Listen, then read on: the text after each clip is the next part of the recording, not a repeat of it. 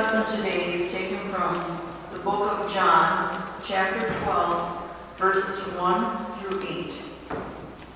6 days before Passover, Jesus went to Bethany, the village of Lazarus, where Jesus had raised from the dead. There they gave a banquet in Jesus' honor, at which Martha served.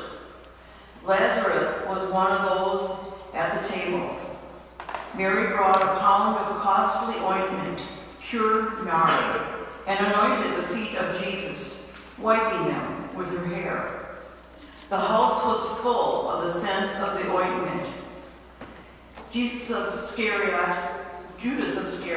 was one of the disciples. The one who was to betray Jesus protested, "Why wasn't this ointment sold?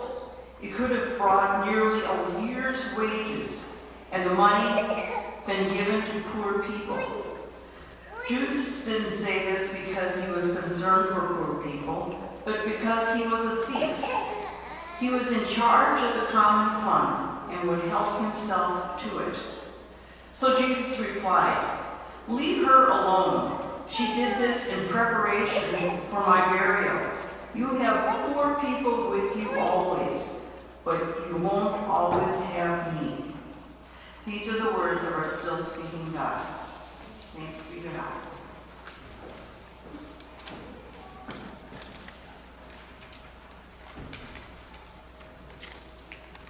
Let us pray. Gracious and loving God, let our hearts be good soil, open to the seed of your word. And may the meditation of our hearts and the words of our lips be acceptable to you, our rock and our Redeemer. Amen. Does anyone have scents that reminds you of some place or some person or some memory? Yes? Are you overwhelmed with the smell of popcorn right now? Are you thinking of the movie theater? When I was a young girl, my grandmother used to bake the best cinnamon rolls. And that smell in her tiny little mobile home smelled so wonderful. And whenever we'd go to visit her, she lived in Minnesota, as soon as we crossed the border from Wisconsin into Minnesota, we would all say, "Can you smell it? Grandma's cinnamon rolls. They're waiting for us." And as a child, I spent a lot of time visiting my grandmother, and the relatives would come over, and they'd spend hours around the table eating her wonderful food and drinking beer and smoking cigarettes, playing cards, and arguing about either politics or religion. And while the adults stayed gathered around the table, I'd go off planning and rehearsing some type of musical that I would performance to entertain the kids or the adults with later. These smells, both pleasant and not so pleasant, can bring us back to another place entirely. In our gospel reading this morning, a strong scent stirs up emotions in the people around Jesus. Jesus is now on the move again. This week we find him in Bethany, the village of Lazarus. He is on his way to Jerusalem, but first he stops by the house of some good friends.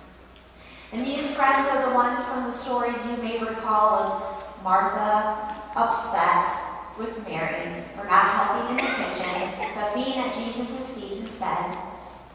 And Jesus then later raising their brother Lazarus from the dead. In today's story, Martha is the one who serves the banquet, and among the people at the table is Lazarus and Mary. And Mary brought to the banquet a pound of costly ointment, pure nard, anointed the feet of Jesus, wiping them with her hair. And the house was full of the scent of ointment. We can only imagine what this ointment must have smelled like, but whatever the smell, it caused Judas to be upset about Mary emptying the jar on Jesus, when it could have been sold and the money given to the poor.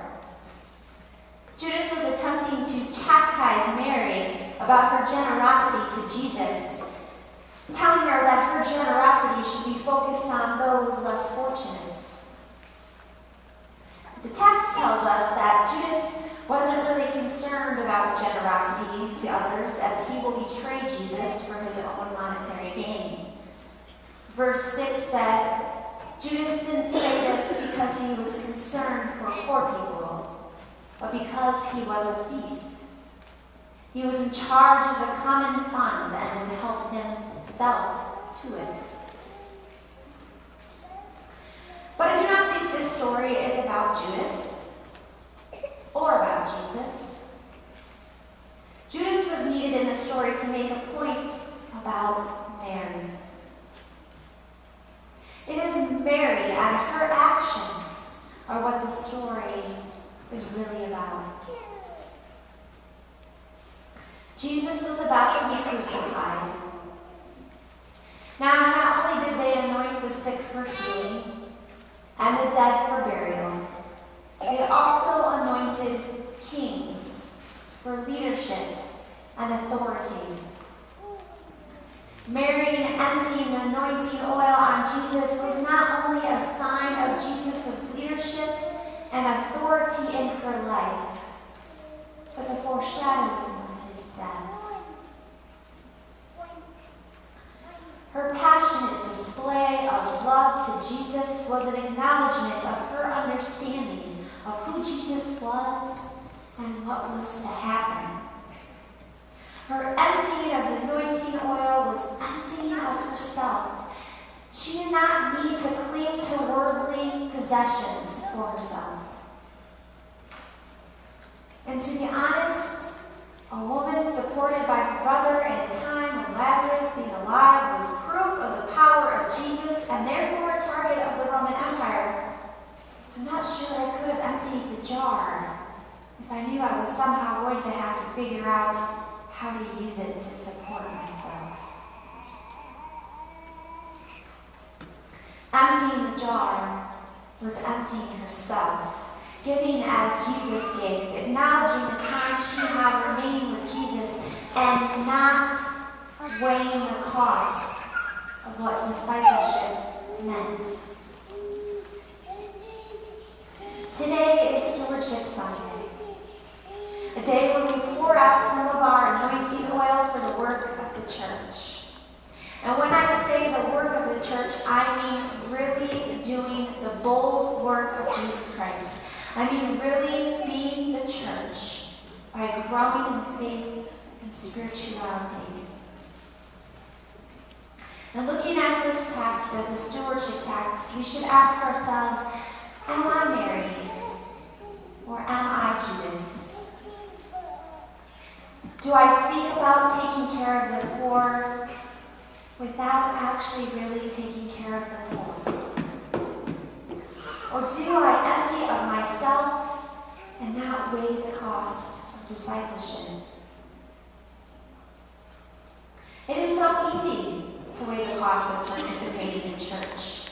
It is easy when you aren't actually being the church, when you only claim to follow Jesus and aren't concerned about being spiritually alive and called to action. So when you do make choices about your money and your time, your priorities of what is beneficial, then it becomes easy to say no. But when the church is being the church, doing the work of Jesus Christ through service and justice work, through challenging our own spirituality through exploration, even on subjects we thought we already knew, we had made up our mind on, it becomes easier to make different choices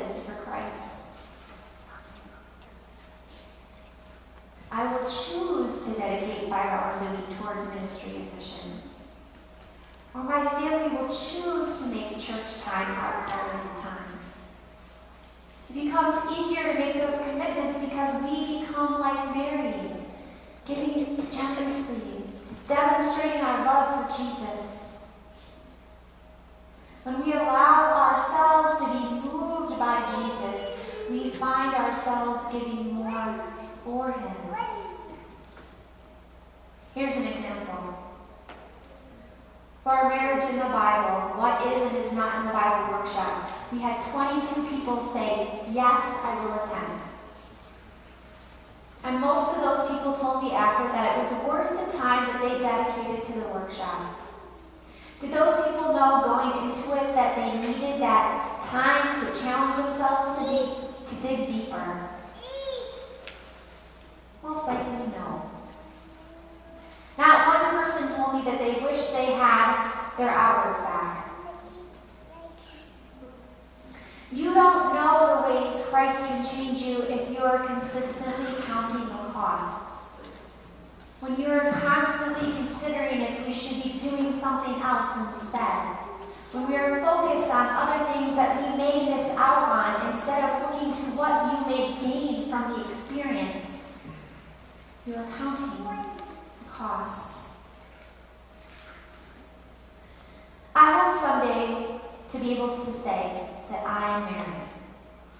That I can empty myself fully for Christ and not worry that I've given away too much of my time, talent, and treasure. I hope all of us in this room hope for that too. And knowing God is a God of grace, that Jesus has already given it all away, that at the very least, we can only do our best to empty ourselves, to give generously and extravagantly for Christ. Imagine Jesus on his way to Jerusalem, stopping here at Redeemer to enjoy a dinner party with his friends. Imagine the room. What does it look like? What is on the menu for Jesus? Who of you here are in the kitchen cooking and preparing? Who here has set the tables? Who here has done the inviting? Who is in the room sharing the meal when Jesus shows up? And what do we say in our conversation? Did you show up?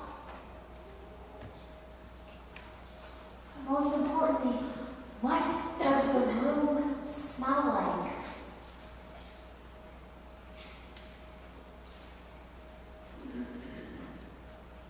Does it smell like perfume? Is the church full of the scent of ointment?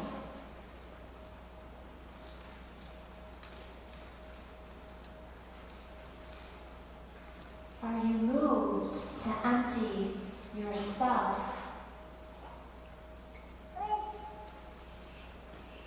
Are you moved to be like Mary?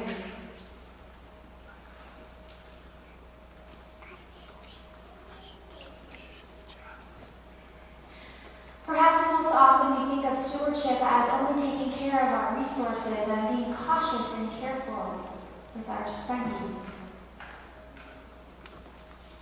But when it comes to Jesus and continuing his ministry, extravagant sharing, extravagant giving from the heart is the best stewardship of all.